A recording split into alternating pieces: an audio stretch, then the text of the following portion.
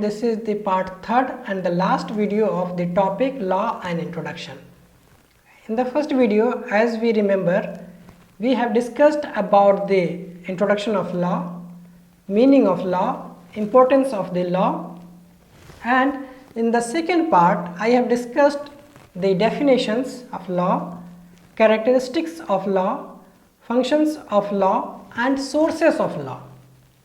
So we understand so many things by the time about the law. So in this video I will be discussing the remaining topic.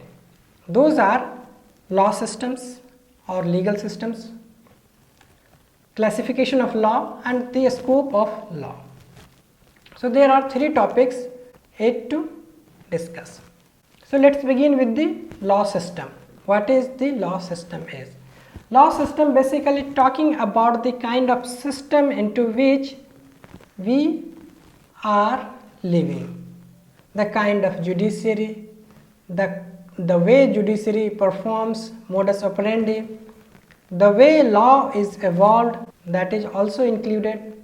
So it's a whole setup of a legal system in which a country functions. So that is known as legal system, but approaches is different under that system to run that system.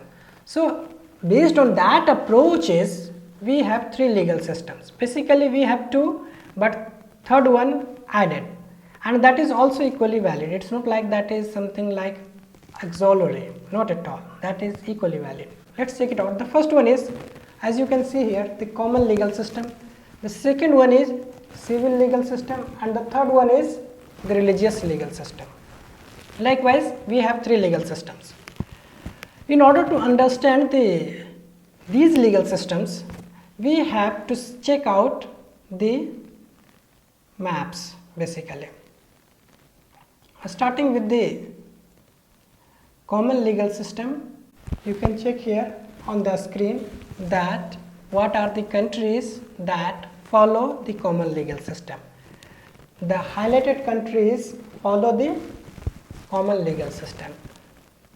Anyway, those are the countries that follow the common legal system, but in order to understand that, we also need to understand what is common legal system. Common legal system basically or largely talking about the kind of legal practices that is essentially influenced with the judicial customs. So what are the things, what are the basically the precedents, that is talking about the judicial decisions, the judgments and all, those are over period in time become the law, and that forms the legal system. So that is the common legal system. Even our country, you can see that it is highlighted because has the common legal system. Starting with the Britain, you can see in the Europe, eastern side of Europe, Britain highlighted one.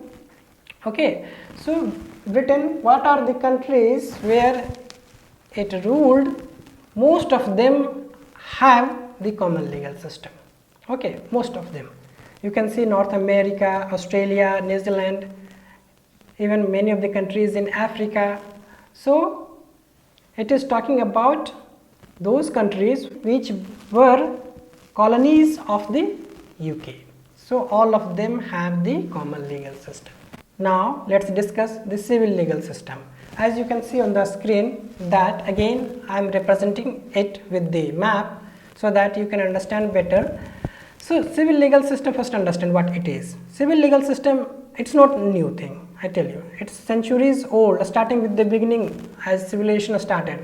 So the legal system, the laws, the guidelines which are codified in order to govern the people, society, that is known as civil law system.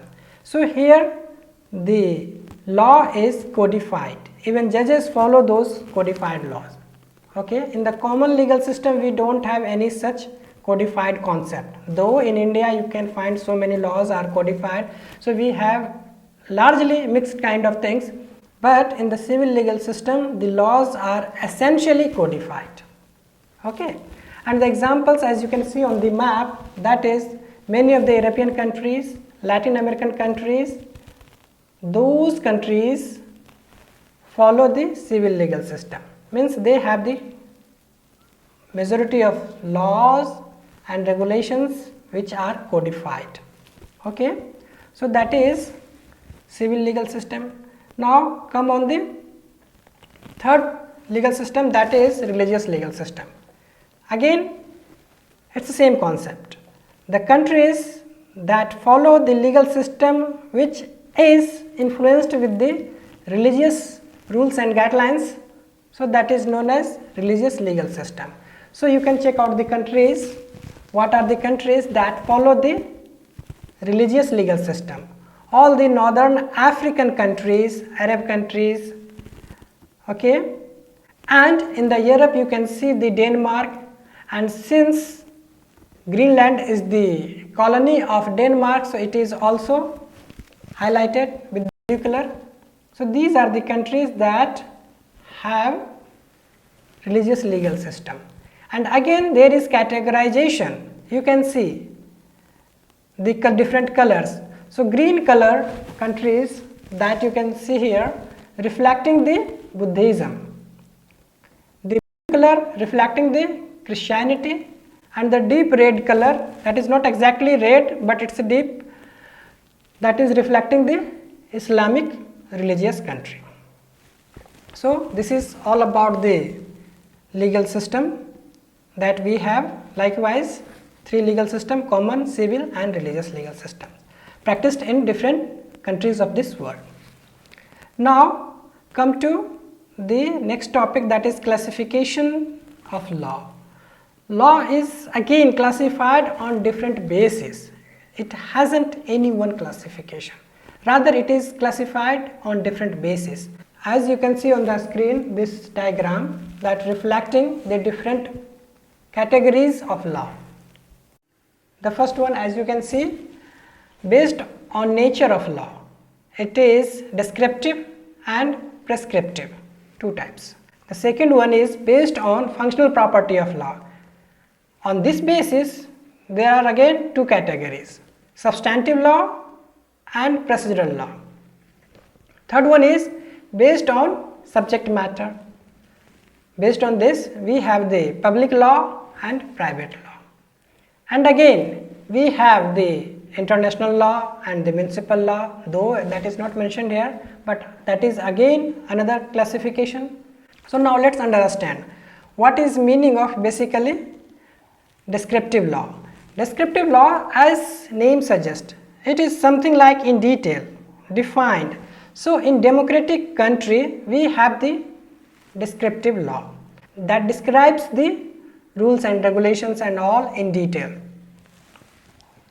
and that is applicable on every citizen equally. Next one is prescriptive law. Prescriptive means, as the literal meaning of prescriptive, that is something like prescribed, suggested. So prescriptive law, that is basically not applicable or not as strict as descriptive, and it is not followed in the many of the countries. So that is talking about basically instructions, the guidelines of course, but if you do not follow, there won't be any sanction, enforcement or punishment like that. See, in India, the example you can see that on the packet of cigarette, it is mentioned as smoking is injurious to health. You can see there. Smoking is injurious to health, but still it is allowed to sell, to smoke, isn't it? So if you caught smoking, the police not arrest you, okay? And even the person who is selling, even police won't arrest that person. So it is prescription, prescribed, okay?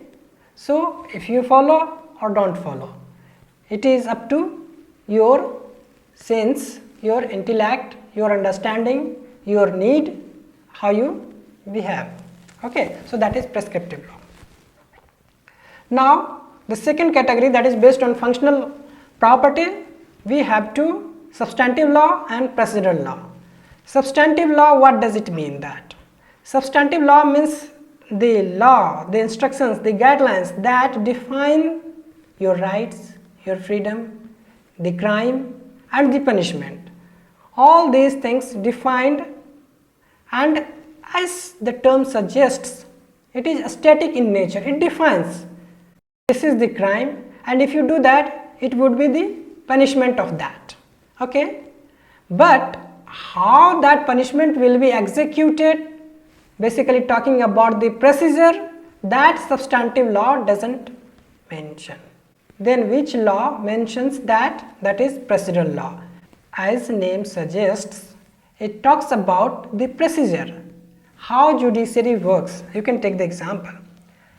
If someone murders someone, then how court trial goes on. What are the things, what are the requirements, documents, eyewitnesses. Okay, so all these things comes under the procedural law because it talks about the procedure.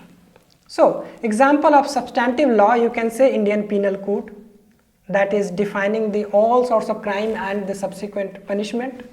And the example of procedural law, that is Criminal Procedure Code, defining the procedure.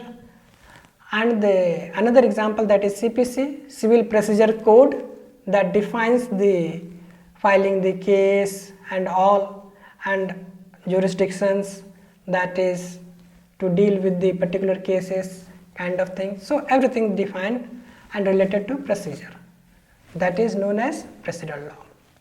Okay, the next one that we have based on subject matters, that is the public law and private law. So public law, that is applicable across the country to everyone, irrespective of caste, religion. Okay, so it doesn't bar based on such kind of things. That is public law. And the example of public law, of course, the topmost is constitutional law. Okay, and the another one, administrative law, criminal law, because if you commit the crime, irrespective of your religion, caste and all, you will be punished accordingly. But there is private law as well, that governs individual community, not the people at large. As under the public law, I said it is equally applicable to each one of the person of this country.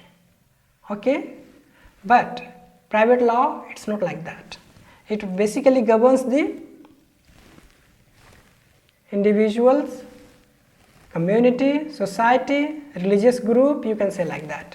For example, contract law. So see, this is the private law because you have the freedom to make the contract and to make the terms and conditions based on that, and that will be followed accordingly. So that is the one of the examples of private law. Property law, again, because Muslim religion has different property law, Hindu religion has different property law, so it is private law. Tort law, family law, the marriages and all, you know that. So this is all about the classification of the law. Now we have the last topic, that is a scope of law. Very interesting, especially for the law students, because in order to set up the career in the legal field, you should understand what are the scopes where you can make your career, because the law has dozens of scopes. Accordingly, or basically based on your interest, you can choose. So as you can see here, this diagram, it is very nicely designed. The first one is advocate, talking about the litigation kind of things, of course. So, and that is the thing that everyone knows about that. Scope of law, you can become an advocate, you can go to the court, practice the law. The second one is judicial magistrate in the judicial system. The third one is legal advisor. You can remain independent practitioner, means you can remain or work as an independent person and can advise to other people and take charges of that. That is legal advising kind of thing. Next one is law professor, so you can enter in teaching field. Next one is counsel of company firm, so legal advisor of any company or firm, you can join like that. Next one, author. Author means you can also write on the book and all on the legal topic, and there are so many types of writing in the legal field as well. As you start reading the things, knowing the things, you will start knowing all these aspects as well. Next one is judge. Well, now you might have the confusion regarding the judicial magistrate and judge, because I use that term there and here as well 2 times, but it comes at 2 places. That's why judicial magistrate is the kind of thing that for which basically you need to pass the exam and then you can become the judicial magistrate. So there is defined basically written exam, oral and all. For the judges, district court judges, additional district court judge and all, there is also exam and interview. But after that, for the high court and Supreme Court exclusively, there is no exam. Judges or justice basically in the Supreme Court or in the High Court, they are appointed. Okay, so there are different criteria of that, of course we will discuss that, but they are appointed, keep in mind. Okay, so these are the most important scopes of law. Apart from this, it's not like it is limited to this only. Apart from this, there are so many kind of works that you can do after your legal course.